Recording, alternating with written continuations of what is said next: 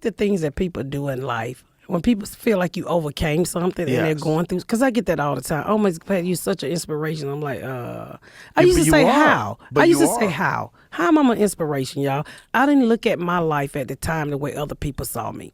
You know, it was just where I came from. I mean, it was life. I didn't know the world was different until I got in the comedy game and everybody started to say, what? You overcame that? I'm like, you didn't go through that shit? Then I realized the world, everybody didn't experience what I experienced. But where I was from, it was the norm.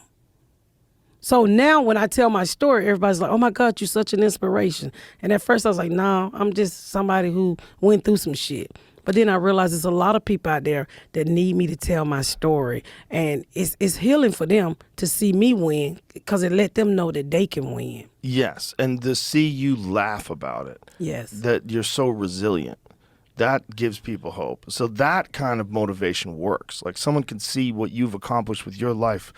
And for people who don't know your story is fucking crazy. I mean, It's so crazy from the time you were young, from like what year were you pregnant? How old were you the first time? I got pregnant at 13. I met him at 12. He was 22. I was 12. He was married. I got pregnant at 13, gave birth at 14. Then had another baby at 15 by him. Then got pregnant again at 16, and a caseworker showed me how to get an abortion. And think about all that, and then you combine it with selling crack. Yep. You combine it being with shot. being shot. You combine it with all those Prison. things. The idea that it would lead you to 2023 with your own sitcom, building a 17,000 square foot house on a giant plot of land, making your own podcast studio on it. You're the one who handles all the bills. You take care of everything. Everything has to go through you. You're the boss lady. That's wild. That's an amazing inspiration story. Because you were in a terrible place. If you think about a child, like someone getting pregnant at 13 years old, say, what chance does that child have for a happy, healthy, successful life? It's very, very, very low. So for you to get through all that and to maintain your family and to have developed this successful career, this is amazing. It's an amazing inspirational story. That's way better than some bullshit that some fucking con man is just saying on Instagram. Well, I mean, it is amazing. It's amazing.